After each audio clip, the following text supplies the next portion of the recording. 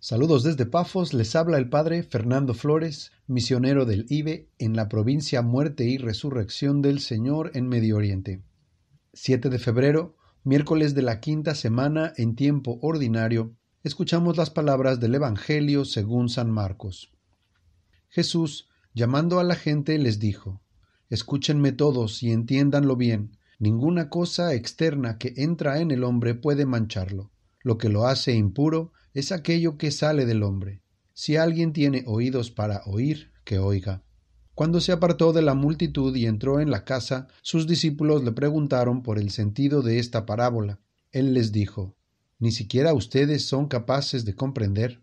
¿No saben que nada de lo que entra de fuera del hombre puede mancharlo? Porque eso no va al corazón, sino al vientre, y después se elimina en lugares retirados. Así Jesús declaraba que eran puros todos los alimentos. Luego agregó: Lo que sale del hombre es lo que lo hace impuro, porque es del interior, del corazón de los hombres, de donde provienen las malas intenciones, las fornicaciones, los robos, los homicidios, los adulterios, la avaricia, la maldad, los engaños, las deshonestidades, la envidia, la difamación, el orgullo, el desatino. Todas estas cosas malas proceden del interior y son las que manchan al hombre.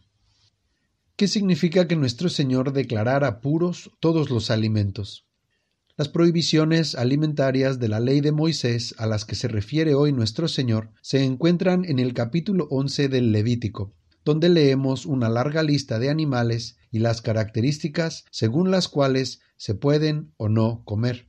Al final de este capítulo, Dios les dice a los judíos: Estas son las instrucciones acerca de los animales, de las aves, de todos los seres vivientes que se mueven en las aguas y de todos los demás animales que se arrastran por el suelo.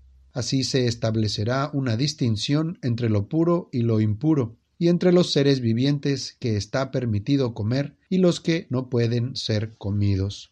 Podemos ver por la reacción de los discípulos en el Evangelio de hoy que estas prohibiciones eran cosa seria, aunque resulta muy interesante que hasta el día de hoy no está muy claro entre los judíos el porqué de dichas prohibiciones. Unos las toman simplemente como lo que son, divinas, y no preguntan más. Otros se van al extremo opuesto y las ven como normas de salud o de higiene. Y hay quienes tienen una opinión más moderada, que dice que estos animales prohibidos representan vicios. Lo que sí está claro para todo judío es que hay animales que no se deben comer. De aquí los llamados alimentos kosher, que en hebreo quiere decir aptos, es decir, aptos para el consumo judío. Que no se trata de alimentos bendecidos por un rabí, como muchos piensan, sino de alimentos producidos según las normas de pureza del Levítico. También, con la proliferación del Islam, especialmente en Europa, que no solo toma ciertas prohibiciones del Antiguo Testamento, como la del cerdo, sino que de paso agrega otras nuevas, como la del alcohol, ahora es común escuchar que los cristianos comemos alimentos impuros. ¿Cómo puede nuestro Señor Jesucristo decir que nada de lo que entra de fuera puede manchar al hombre, cuando la antigua alianza claramente dice que el consumo de animales prohibidos hace impura a la persona? Cristo puede levantar las prohibiciones divinas sobre los alimentos, primero porque Él es Dios, pero también porque el tipo de carne que comemos es algo moralmente neutral. No es como si se estuviera aboliendo uno de los 10 mandamientos. Pero, ¿con qué fin levantó nuestro Señor las prohibiciones?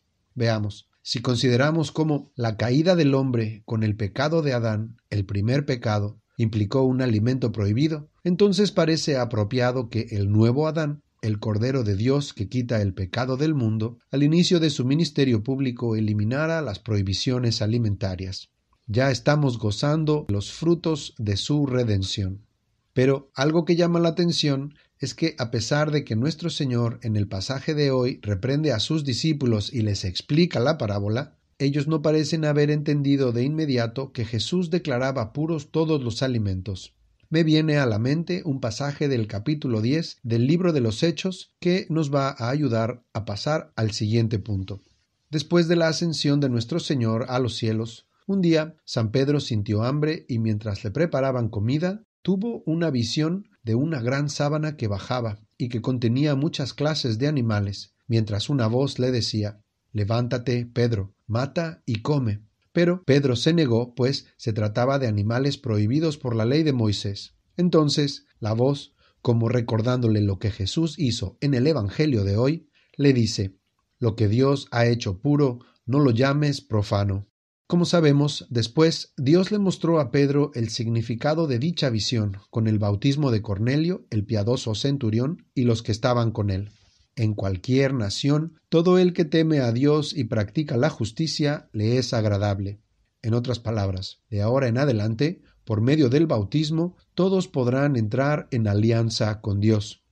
Parece haber una misteriosa conexión entre la abolición de las prohibiciones alimentarias y la nueva alianza en Cristo. Escuchemos lo que al respecto recopila Santo Tomás de Aquino en la Catena Áurea. Este es un comentario de Teofilacto, el arzobispo bizantino del siglo XI.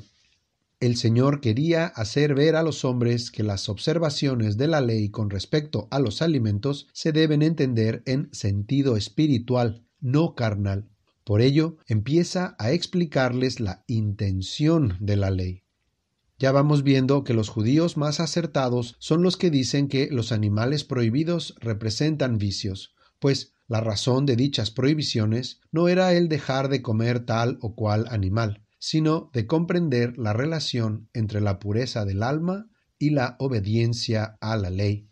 Pero, ojo, porque el Señor no abolió las prohibiciones para simplificar la ley, sino para enseñarnos a interiorizarla, para ayudarnos a comprender mejor su sentido espiritual.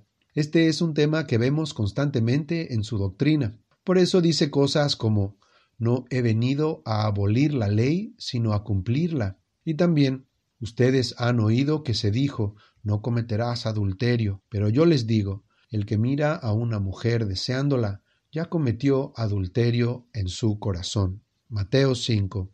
Nuestro Señor quiere que profundicemos y vayamos más allá de lo que dice la ley, pues ese es su propósito.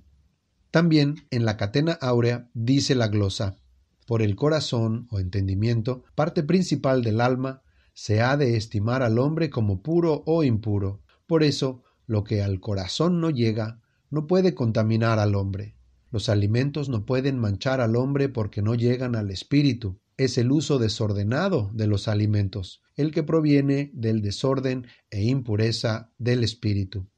Pareciera que, cuidando la pureza de los alimentos visibles, lo que la antigua alianza pretendía era enseñarle a los judíos a cuidar la pureza de su alma invisible, pues Jesús, en el pasaje de hoy, declaraba que ningún alimento puede contaminar al hombre, pero pronto vendría un nuevo tipo de alimento, un alimento que no solo es puro, sino que tiene el poder de hacer puro a quien lo come.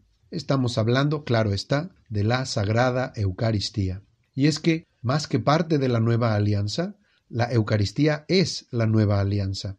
Alianza definitiva hecha entre Dios y los hombres en el cuerpo y la sangre de Cristo. Por eso, la importancia de interiorizar la doctrina, para poder ir más allá de nuestros sentidos, pues, salvo que presenciemos un milagro eucarístico, este sacramento parece pan y sabe a pan. Es muy sencillo, muy humilde, pero al respecto de él, Cristo, antes de su pasión, dijo: «Tomen y coman todos de él. Esto es mi cuerpo». Palabras que escuchamos en la Santa Misa. También, en cada misa, el sacerdote eleva la hostia consagrada y repite las palabras del Bautista: «Este es el Cordero de Dios, que quita el pecado del mundo. Dichosos los invitados a la cena del Señor». Me vienen siempre a la mente dos bienaventuranzas. Bienaventurados los que tienen hambre y sed de justicia, porque serán saciados. Bienaventurados los puros de corazón, porque verán a Dios. Y Dios nos libre de recibir este alimento sagrado indignamente. Así como el cordero de la ley de Moisés no podía ser comido por los paganos, la Eucaristía es ahora el alimento prohibido, pero prohibido para quienes no están en comunión con la Santa Iglesia Católica o están en pecado mortal, para quienes no saben distinguirlo del pan común o quienes no han sido bautizados. Alguien podría preguntar: ¿por qué tan estrictos? Bueno, porque el cuerpo y la sangre de Cristo, como dice Santo Tomás de Aquino, deben ser recibidos con tanta reverencia y humildad, con tanta contrición y devoción, con tanta pureza y fe, y con tal propósito e intención como conviene a la salud de nuestra alma. Los católicos debemos dar gracias, primero porque mientras otros siguen discutiendo sobre qué alimentos se pueden comer, nosotros podemos ya disfrutar de un jugoso jamón de pierna y una buena botella de vino, ambas, según nuestro querido Padre Vuela, pruebas de la existencia de Dios. Pero, hablando en serio, infinitamente más importante, que ya estamos disfrutando del banquete de las bodas del Cordero en el altar de Dios. Para terminar, en la primera lectura de hoy, tomada del primer libro de los Reyes, capítulo 10, la reina de Saba se quedó sin aliento ante la sabiduría de Salomón, ante su palacio, sus ministros, sus camareros y la comida servida en su mesa. ¿Se imaginan si hubiera presenciado la sabiduría de Cristo o visto su casa, la Iglesia católica esparcida por toda la tierra, o sus ministros, tanto angélicos como humanos, su liturgia celestial y terrena? O si tan solo hubiera sabido que un día Dios se haría hombre y daría su carne a comer a los hombres. Pobre reina, seguro que se hubiera desmayado. Nos encomendamos a María Santísima, la Reina del cielo y la tierra, que siempre intercede por nosotros ante su Hijo divino. Que aprendamos de ella a recibir la Sagrada Eucaristía, no tanto en el vientre, sino con un corazón puro, y que sea el remedio contra toda mala intención. Amén.